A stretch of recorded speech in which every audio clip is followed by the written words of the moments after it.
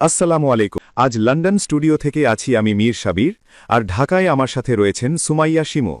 চলুন শুরু করি আজকের গুরুত্বপূর্ণ সংবাদ।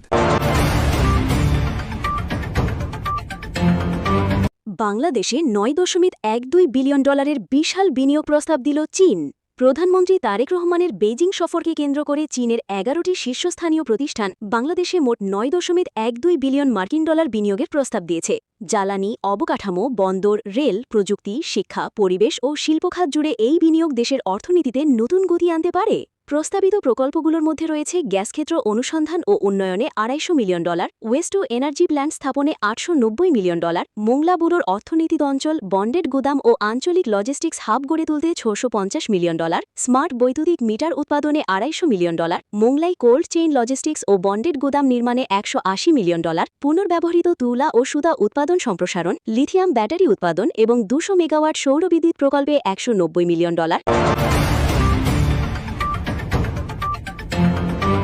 দেশের বেসরকারি শিক্ষা প্রতিষ্ঠানগুলোর প্রশাসনিক ও আর্থিক ব্যবস্থাপনায় শৃঙ্খলা ফিরিয়ে আনতে নতুন পদক্ষেপ নিয়েছে শিক্ষা মন্ত্রণালয়। সরকারি সিদ্ধান্ত অনুযায়ী প্রয়োজন হলে এমপিওভুক্ত বেসরকারি শিক্ষা প্রতিষ্ঠানে বিসিএস সাধারণ শিক্ষা ক্যাডারের কর্মকর্তাদের অধ্যক্ষ, উপাধ্যক্ষ বা শাখা প্রধান হিসেবে প্রেষণে নিয়োগ দেওয়া হবে। এ লক্ষ্যে গত ডিসেম্বরে শিক্ষা মন্ত্রণালয়ের মাধ্যমিক ও উচ্চশিক্ষা বিভাগ বেসরকারি শিক্ষা প্রতিষ্ঠানের জনবল কাঠামো ও এমপিও নীতিমালা সংশোধন করে।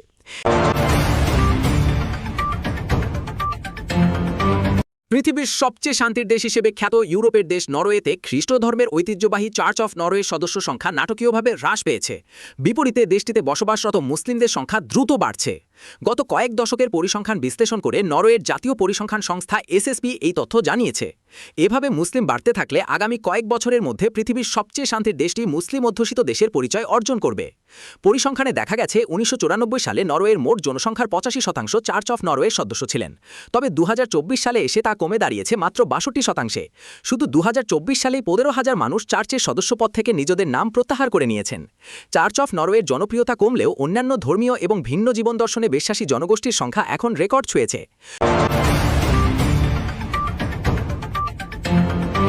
রাজধানী তুরাগনদ থেকে ২ দিনে ৩ জনের মরদেহ উদ্ধার করেছে পুলিশ। নিহতরা হলেন মোহাম্মদ সুমন, আরিফ হাসান রাকিব এবং রনি মোল্লা। পুলিশ জানায়, গত শুক্রবার আশুলিয়া বাজার সংলগ্ন তুরাগনদ থেকে সুমনের অর্ধগলিত মরদেহ উদ্ধার করা হয়।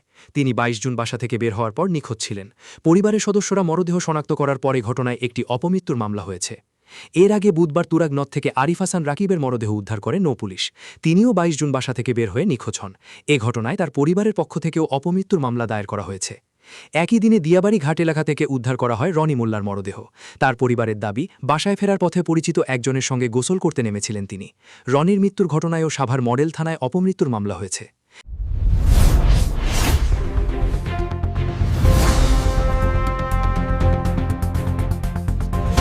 শুনছিলেন সংবাদ শিরোনাম, এখন বিস্তারিত। তবে তার আগে অনুরোধ থাকবে এই ভিডিওটিতে একটি লাইক, কমেন্ট এবং চ্যানেলটি সাবস্ক্রাইব করে জানিয়ে দিন কোন জেলা থেকে বা কোথা থেকে আপনি আমাদের এই ভিডিওটি দেখছেন এবং শুনছেন। বাংলাদেশে ৯.১২ বিলিয়ন ডলারের বিশাল বিনিয়োগ প্রস্তাব দিল চীন। প্রধানমন্ত্রী তারেক রহমানের বেজিং সফরকে কেন্দ্র করে চীনের ১১টি শীর্ষস্থানীয় প্রতিষ্ঠান বাংলাদেশে মোট ৯.১২ বিলিয়ন মার্কিন ডলার বিনিয়োগের প্রস্তাব দিয়েছে। জ্বালানি, অবকাঠামো, বন্দর, রেল, প্রযুক্তি, শিক্ষা, পরিবেশ ও শিল্পখাত জুড়ে এই বিনিয়োগ দেশের অর্থনীতিতে নতুন গতি আনতে পারে। প্রস্তাবিত প্রকল্পগুলোর মধ্যে রয়েছে গ্যাসক্ষেত্র অনুসন্ধান ও উন্নয়নে $২৫০ million, waste to energy plant স্থাপনে $৮৯০ মিলিয়ন, মোংলা ব্যুরোর অর্থনীতিত অঞ্চল, বন্ডেড গুদাম ও আঞ্চলিক লজিস্টিক্স হাব গড়ে তুলতে $৬৫০ মিলিয়ন, স্মার্ট বৈদ্যুতিক মিটার উৎপাদনে $২৫০ million, Mughlai cold chain logistics ও বন্ডেড গুদাম নির্মাণে $১৮০ মিলিয়ন, পুনর্ব্যবহৃত তুলা ও সুতা উৎপাদন সম্প্রসারণ, লিথিয়াম ব্যাটারি উৎপাদন এবং ২০০ মেগাওয়াট সৌরবিদ্যুৎ প্রকল্পে $১৯০ মিলিয়ন, পায়রা বন্দর শিল্পাঞ্চলে বর্জ্য পুনর্ব্যবহার ও নিষ্পত্তি শিল্প প্রকল্পে $১.৬৫ বিলিয়ন, বাংলাদেশ মেশিন টুলস ফ্যাক্টরির বিএমটিএফের সঙ্গে যৌথ উদ্যোগে রেলগাড়ির যন্ত্রাংশ সংযোজন কারখানায় $১৯০ মিলিয়ন, ঢাকা চট্টগ্রাম মহাসড়কের পিপিপি প্রকল্পে $৪.৫ বিলিয়ন, ৩০,০০০ শিক্ষার্থী ধারণ ক্ষমতা সম্পন্ন আধুনিক অ্যাপ্লাইড বিশ্ববিদ্যালয় ও কারিগরি শিক্ষা শিল্পপার্ক নির্মাণে $২৭০ মিলিয়ন এবং চীনা ভেষজ উদ্ভিদ চাষ ও সংশ্লিষ্ট শিল্প গড়ে তুলতে $১৯০ মিলিয়ন বিনিয়োগের প্রস্তাব দেওয়া হয়েছে। প্রস্তাবগুলো বাস্তবায়িত হলে বাংলাদেশের শিল্পায়ন, কর্মসংস্থান, প্রযুক্তি স্থানান্তর, অবকাঠামো উন্নয়ন এবং রপ্তানি সক্ষমতা বৃদ্ধিতে গুরুত্বপূর্ণ ভূমিকা রাখবে।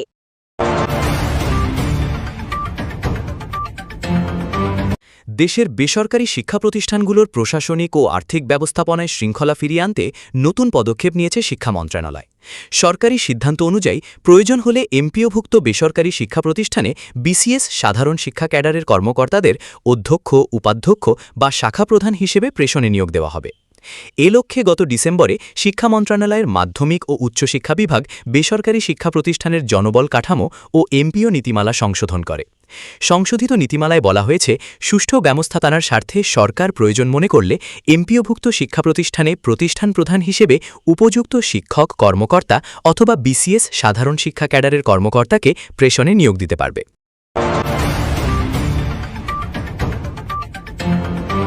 পৃথিবীর সবচেয়ে শান্তির দেশ হিসেবে খ্যাত ইউরোপের দেশ নরওয়েতে খ্রিস্ট ধর্মের ঐতিহ্যবাহী চার্চ অফ নরওয়ের সদস্য সংখ্যা নাটকীয়ভাবে হ্রাস পেয়েছে। বিপরীতে দেশটিতে বসবাসরত মুসলিমদের সংখ্যা দ্রুত বাড়ছে। গত কয়েক দশকের পরিসংখ্যান বিশ্লেষণ করে নরওয়ের জাতীয় পরিসংখ্যান সংস্থা এসএসপি এই তথ্য জানিয়েছে। এভাবে মুসলিম বাড়তে থাকলে আগামী কয়েক বছরের মধ্যে পৃথিবীর সবচেয়ে শান্তির দেশটি মুসলিম অধ্যুষিত দেশের পরিচয় অর্জন করবে। পরিসংখ্যানে দেখা গেছে ১৯৯৪ সালে নরওয়ের মোট জনসংখ্যার ৮৫% চার্চ অফ নরওয়ের সদস্য ছিলেন। তবে ২০২৪ সালে এসে তা কমে দাঁড়িয়েছে মাত্র ৬২%। শুধু ২০২৪ সালেই ১৫,০০০ মানুষ চার্চের সদস্যপদ থেকে নিজেদের নাম প্রত্যাহার করে নিয়েছেন। চার্চ অফ নরওয়ের জনপ্রিয়তা কমলেও অন্যান্য ধর্মীয় এবং ভিন্ন জীবন দর্শনে বিশ্বাসী জনগোষ্ঠীর সংখ্যা এখন রেকর্ড ছুঁয়েছে। গত এক বছরে চার্চের বাইরে অন্য ধর্মীয় গ্রুপগুলোতে নতুন করে ১৮,০০০ সদস্য যোগ দিয়েছেন। এর ফলে দেশটির মূল চার্চের বাইরের ধর্মীয় সম্প্রদায়ের মোট সদস্য সংখ্যা এখন ৭,৭৫,০০০ ছাড়িয়ে গেছে। স্ট্যাটিস্টিক্স নরওয়ে তথ্য মতে বর্তমানে নরওয়ের প্রায় ৪২ লাখ মানুষ কোনো না কোনো ধর্মীয় বা জীবন দর্শন ভিত্তিক সম্প্রদায়ের সাথে নিবন্ধিত, যা দেশটির মোট জনসংখ্যার প্রায় ৭৫%। অবশ্য এই পরিবর্তনের পরও নরওয়েতে খ্রিস্ট ধর্মের প্রাধান্য এখনও সবচেয়ে বেশি। চার্চ অফ নরওয়ে সহ অন্যান্য খ্রিস্টান সম্প্রদায়ের মোট সদস্য সংখ্যা বর্তমানে ৩৮ লাখের ওপরে। নরওয়েতে বর্তমানে সবচেয়ে দ্রুত বাড়ছে মুসলিমদের সংখ্যা। গত এক বছরেই দেশটির মুসলিম কমিউনিটিগুলোতে নতুন করে প্রায় ৭,০০০ সদস্য যুক্ত হয়েছেন। ২০০৬ সালের এক পরিসংখ্যানে নরওয়েতে নিবন্ধিত মুসলিমের সংখ্যা ছিল মাত্র ৭২,০০০। তবে ২০২৫ সাল নাগাদ এই সংখ্যা বেড়ে ১,৯৭,০০০ অতিক্রম করবে বলে ধারণা করা হচ্ছে। স্ট্যাটিস্টিক্স নরওয়ের উপদেষ্টা আন্দ্রিয়া ইহলার ইভেনসেন জানান, এই সদস্য তালিকা দেখে নরওয়ে সাধারণ মানুষের ধর্মীয় ভাবাবেগের একটি ধারণা পাওয়া যায়। তবে এর কিছু ভিন্ন দিকও রয়েছে। অনেক মানুষ কোনো প্রাতিষ্ঠানিক ধর্মীয় সংগঠনের সদস্য না হয়েও মনে মনে নির্দিষ্ট কোনো ধর্মে বিশ্বাস রাখতে পারেন। আবার অনেকে বিশ্বাসী না হয়েও শুধু পারিবারিক ঐতিহ্য বা সংস্কৃতির টানে চার্চ কিংবা মুসলিম সম্প্রদায়ের সাথে নাম লিখিয়ে রাখছেন। বিশ্লেষকরা বলছেন, এই পরিসংখ্যান থেকে স্পষ্ট যে নরওয়েজিয়ান সমাজ এখন একক কোনো ধর্মীয় কাঠামোর মধ্যে সীমাবদ্ধ নেই। দেশটি ধীরে ধীরে একটি বহুত্ববাদী সমাজের দিকে এগিয়ে যাচ্ছে। এভাবে চলতে থাকলে নরওয়ে হয়ে উঠবে মুসলমানদের দেশ। সূত্র দ্য জেরুজালেম পোস্ট।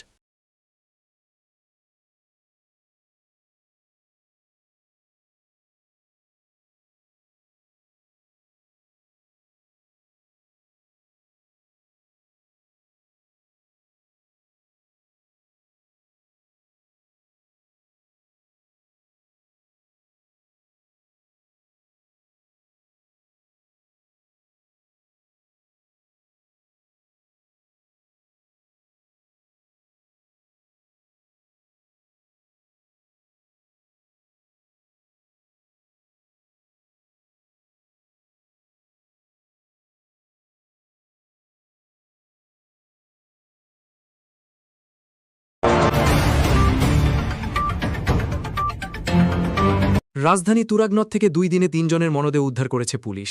নিহতরা হলেন মোহাম্মদ সুমন, আরিফ হাসান রাকিব এবং রনি মোল্লা। পুলিশ জানায়, গত শুক্রবার আশুলিয়া বাজার সংলগ্ন তুরাগনদ থেকে সুমনের অর্ধগলিত মরদেহ উদ্ধার করা হয়। তিনি ২২ জুন বাসা থেকে বের হওয়ার পর নিখোঁজ ছিলেন। পরিবারের সদস্যরা মরদেহ শনাক্ত করার পরে ঘটনায় একটি অপমৃত্যুর মামলা হয়েছে। এর আগে বুধবার তুরাগনদ থেকে আরিফ হাসান রাকিবের মরদেহ উদ্ধার করে নৌপুলিশ। তিনিও ২২ জুন বাসা থেকে বের হয়ে নিখোঁজ হন। এ ঘটনায় তার পরিবারের পক্ষ থেকেও অপমৃত্যুর মামলা দায়ের করা হয়েছে। একই দিনে দিয়াবাড়ি ঘাট এলাকা থেকে উদ্ধার করা হয় রনি মোল্লার মরদেহ। তার পরিবারের দাবি, বাসায় ফেরার পথে পরিচিত একজনের সঙ্গে গোসল করতে নেমেছিলেন তিনি। রনির মৃত্যুর ঘটনায়ও সাভার মডেল থানায় অপমৃত্যুর মামলা হয়েছে। এদিকে সামাজিক মাধ্যমে দাবি করা হয়, আওয়ামী লীগের প্রতিষ্ঠাবার্ষিকী উপলক্ষে বের হওয়া একটি মিছিলের পর কয়েকজন নেতাকর্মী নিখোঁজ হন এবং তুরাগনদ থেকে তাদের মরদেহ উদ্ধার হয়েছে। তবে পুলিশ সদর দপ্তর জানিয়েছে, তুরাগনদে আওয়ামী লীগ ও ছাত্রলীগের ৭ নেতাকর্মীর লাশ ভাসছে, এমন দাবি সম্পূর্ণ ভিত্তিহীন এবং গুজব। সবাইকে বিভ্রান্তিকর তথ্য প্রচার ও বিশ্বাস না করার আহ্বান জানানো হয়েছে। পুলিশ বলছে, ৩টি মৃত্যুর ঘটনায় তদন্তাধীন। ময়নাতদন্তের প্রতিবেদন এবং তদন্ত শেষ হলে মৃত্যুর প্রকৃত কারণ সম্পর্কে বিস্তারিত জানা যাবে। বাংলাদেশের একটি বিশেষ গোয়েন্দা সংস্থার তৎপরতায় ভারতীয় 2 গোয়েন্দা সংস্থার গুপ্তচরকে গ্রেপ্তার করা হয়েছে। দেশের উত্তর ও উত্তর পশ্চিমাঞ্চল হতে এদের গ্রেপ্তার করা হয়েছে। এমবি ও এসবি নামে 2 গুপ্তচর দীর্ঘদিন ধরে এদেশে সক্রিয় ছিলেন। তারা বাংলাদেশের স্পর্শকাতর সব গোপন তথ্য ভারতে প্রেরণ করতেন এবং বাংলাদেশ সীমান্ত পাড়ি দিয়ে ভারতের বিএসএফের গাড়িতে করে রয়ের কর্মকর্তাদের সঙ্গে দেখা করার প্রমাণ পাওয়া গেছে। নজরদারির আরেক পর্যায়ে তাদের ভারতের জলপাইগুড়িতে অবস্থিত সেনানিবাসেও দেখা গেছে। গ্রেপ্তারের সময় তাদের কাছ থেকে উদ্ধার করা হয় কয়েকটি mobile phone, pen drive, hard drive ও ল্যাপটপ। প্রাথমিকভাবে এসব ডিভাইস পরীক্ষা করে দেশের অভ্যন্তরে বিভিন্ন গুরুত্বপূর্ণ এলাকার ম্যাপিং, স্পর্শকাতর স্থাপনা সংক্রান্ত তথ্য, সাংবাদিক ও বিভিন্ন মাঠ পর্যায়ের সরকারি বেসরকারি কর্মকর্তা এবং রাজনীতিবিদদের ওপর নজরদারির তথ্য পাওয়া গেছে। একই সঙ্গে নিষিদ্ধ গোষ্ঠী সংশ্লিষ্ট ব্যক্তিদের সঙ্গে যোগাযোগ, বিতর্কিত কার্যকলাপে অর্থায়ন এবং তাদের উস্কানিমূলক কর্মকাণ্ডে উদ্বুদ্ধ করার স্পষ্ট প্রমাণও পাওয়া গেছে। এই সময় ভারতের মিলিটারি ইন্টেলিজেন্সের কিছু নথি এবং ভারতে তাদের সঙ্গে নিয়মিত যোগাযোগ রয়েছে এমন ব্যক্তিদের তথ্যাদি পাওয়া গেছে। দেশের প্রচলিত আইনে বিচারের আওতায় এনে এদের দৃষ্টান্তমূলক শাস্তি নিশ্চিত করতে হবে। ইতোমধ্যেই এই 2 ব্যক্তিকে যথাযথ নিরাপত্তা সংস্থার কাছে হস্তান্তর করা হয়েছে।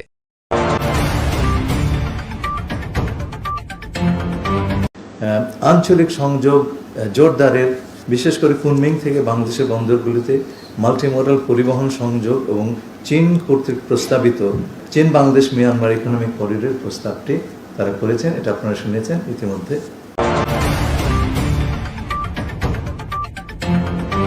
পাকিস্তানি সাম্প্রতিক রাষ্ট্রীয় সফরের সময় ইরানের প্রেসিডেন্ট মাসুদ পেজেশকিয়ান পশ্চিম এশিয়া ও মধ্যপ্রাচ্যের জন্য উদীয়মান নতুন প্রাথমিক পর্যায়ের একটি নিরাপত্তা কাঠামোর প্রথম প্রকাশ্য ইঙ্গিত দেন।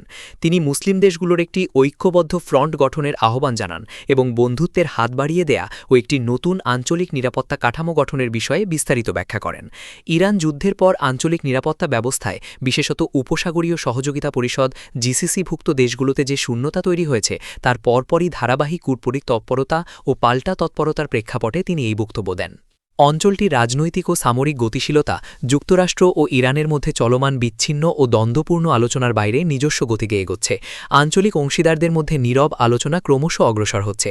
পাকিস্তান, ইরান, তুরস্ক, জিসিসি এবং মিশরকে নিয়ে একটি আঞ্চলিক নিরাপত্তা কাঠামো গঠিত হতে পারে, যা পরবর্তীতে তুর্কমেনিস্তান, উজবেকিস্তান, জর্ডান সহ অন্য দেশগুলোকেও অন্তর্ভুক্ত করতে পারে। এমন উদ্যোগ বাস্তবায়িত হলে তা ভূরাজনৈতিক প্রেক্ষাপটে একটি ঐতিহাসিক দৃষ্টান্তমূলক পরিবর্তন হবে। দশকের পর দশক পারস্পরিক বৈরিতার পর ইরান ও উপসাগরীয় আরব রাষ্ট্রগুলোর সম্পর্কের উষ্ণতা বৃদ্ধি পেয়েছে। তবে স্পষ্ট যে এই সম্পর্কোন্নয়নের পথ প্রশস্ত করেছে সৌদি আরব। ইরান বারবার অঞ্চলে অবস্থিত মার্কিন ঘাঁটিগুলোতে হামলা চালিয়েছে, যার ফলে বড় বড় স্থাপনা সম্পূর্ণ বা আংশিক ধ্বংস হয়েছে এবং বেসামরিক অবকাঠামোরও ক্ষতি হয়েছে। তবে তেহরান দাবি করেছে জিসিসিভুক্ত দেশগুলোতে অবস্থিত মার্কিন ঘাঁটি থেকে চালানো সামরিক হামলার জবাব হিসেবেই তারা এসব পদক্ষেপ নিয়েছে। রাডার, যোগাযোগ কেন্দ্র, যুদ্ধবিমান ও অন্যান্য গুরুত্বপূর্ণ স্থাপনার ক্ষয়ক্ষতির প্রকৃত পরিমাণ যুক্তরাষ্ট্র প্রকাশ করেনি। তবে খুব দ্রুতই স্পষ্ট হয়ে ওঠে যে 1990 সালে ইরাকের কুয়েত আক্রমণের পর অঞ্চলটিতে নিজেদের অবস্থান সুদৃঢ় করা মার্কিন বাহিনী এখন নিরাপত্তার ঢাল হিসেবে নয়, বরং ইরানি ড্রোন ও ক্ষেপণাস্ত্র হামলার লক্ষ্যবস্তুতে পরিণত হয়েছে। একই সময়ে যুক্তরাষ্ট্র ইসরায়েলকে বিপুল পরিমাণ আকাশ প্রতিরক্ষা ক্ষেপণাস্ত্র সরবরাহ করেছে, যা জিসিসি দেশগুলোর মধ্যে ক্ষোভ সৃষ্টি করে থাকতে পারে, কারণ তারা নিজেদের আংশিকভাবে অরক্ষিত অবস্থায় দেখতে পেয়েছে। 9 জুন লেবাননের সশস্ত্র বাহিনীর commander general Rodolphe Haykal field marshal Asim মুনিরের সঙ্গে সাক্ষাৎ করেন। এর 2 দিন পর তুরস্কের স্থলবাহিনীর commander general Metin Tokel Pakistan সফর করেন। ফিল্ড মার্শাল মুনিরও যুদ্ধ চলাকালে অন্তত 2 বার ইরান সফর করেন এবং দেশটির রাজনৈতিক নেতৃত্ব ও সামরিক উচ্চ পর্যায়ের কর্মকর্তাদের সঙ্গে বৈঠক করেন। তবে গাজা ও পশ্চিম তীরে ইসরায়েলের অব্যাহত নৃশংসতা, লেবাননে আগ্রাসন, অন্যান্য দেশের বিরুদ্ধে হুমকি এবং তথাকথিত বৃহত্তর ইসরায়েল প্রতিষ্ঠার আদর্শিক লক্ষ্য বাস্তবায়নের নিরলস প্রচেষ্টায় উপসাগরীয় রাষ্ট্রগুলো তুরস্ক ও মধ্যপ্রাচ্যের অন্যান্য দেশকে এই সিদ্ধান্তে পৌঁছাতে বাধ্য করেছে যে ইসরায়েল সক্রিয়ভাবে আঞ্চলিক স্থিতিশীলতাকে দুর্বল করছে। এখন পরিষ্কার যে যুক্তরাষ্ট্র আর ইসরায়েলকে নিয়ন্ত্রণ বা সংযত করতে পারছে না। প্রেসিডেন্ট ডোনাল্ড ট্রাম্পের আরব দেশগুলোর সঙ্গে শান্তি আলোচনাকে তথাকথিত আব্রাহাম চুক্তিতে স্বাক্ষরের সঙ্গে যুক্ত করার অদ্ভুত প্রচেষ্টা সম্ভবত পরিস্থিতির ভারসাম্য বদলে দিয়েছে এবং আরব দেশগুলোকে নিজেদের অবস্থান নতুন করে মূল্যায়ন করতে বাধ্য করেছে। নতুন কোনো আঞ্চলিক নিরাপত্তা জোট গঠিত হলে তা যুক্তরাষ্ট্র, ইউরোপ, ইসরায়েল ও ভারতের প্রবল বিরোধিতার মুখে পড়তে পারে। তবে এটিও স্পষ্ট যে যদি সত্যিকার অর্থে কার্যকর একটি মুসলিম জোট গঠনের উদ্যোগ নেওয়া হয়, যা অনেকাংশে অকার্যকর বলে বিবেচিত ইসলামী সহযোগিতা সংস্থার ওআইসির মতো হবে না, তাহলে সেই উদ্যোগ নেয়ার উপযুক্ত সময় এখনই। একটি সম্মিলিত আঞ্চলিক নিরাপত্তা চুক্তি শেষ পর্যন্ত সেই ইসরায়েলি রাষ্ট্রের মোকাবিলার সুযোগ সৃষ্টি করবে, যাকে লেখকের মতে ধারাবাহিকভাবে অস্থিতিশীলতা, যুদ্ধ ও অর্থনৈতিক সংকটের মূল উৎস হিসেবে দেখা হয়। গাজা ও পশ্চিম তীরে মানবতার বিরুদ্ধে তার অপরাধ দীর্ঘদিন ধরে সহ্য করা হয়েছে। শেষ পর্যন্ত ফিলিস্তিন প্রশ্নই মধ্যপ্রাচ্য ও পশ্চিম এশিয়ার ভবিষ্যৎ নির্ধারণ করবে।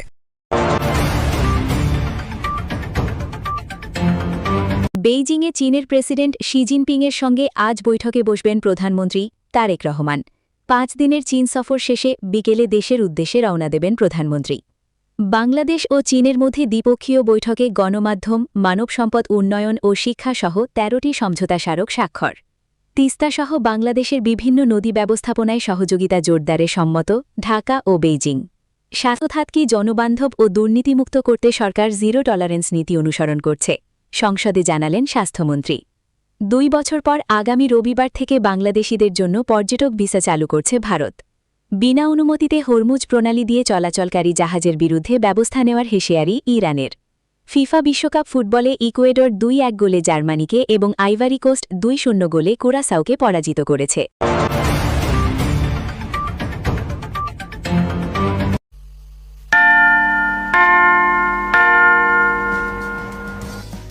রেডিও তেহরান, শুরু হচ্ছে বিশ্ব সংবাদ।